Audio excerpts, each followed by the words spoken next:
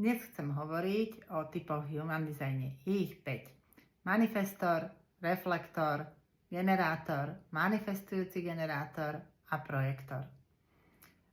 Typ human designe hovorí o tom, ako človek získava energiu, ako s ňou pracuje, ako sa rozhoduje a aj to, ako zistí, či žije v súlade so svojím dizajnom alebo nie. Ja som manifestujúci generátor a tento typ na mňa celkom sedí.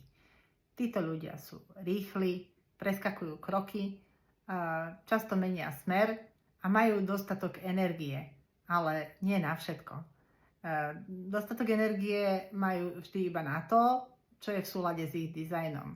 Keď si všímam, či sa rozhodujem podľa svojej autority alebo nie, tak presne to sedí. Na všetko, čo moja autorita povie, že áno, tak na to zvládam, aj keď je toho veľa.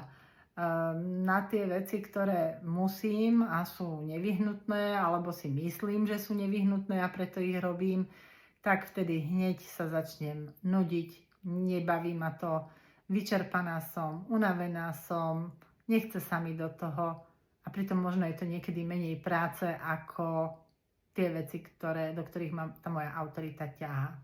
Pri tomto type človek veľmi ľahko zistí, či žije v súlade so svojím dizajnom alebo nie. Ak žije v súlade so svojím dizajnom, tak sa to prejavuje spokojnosťou. Ak nežije, tak je to frustrácia.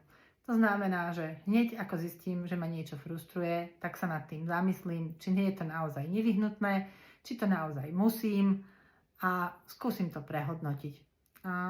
Pomáha mi to žiť nie proti sebe, ale v súlade so sebou.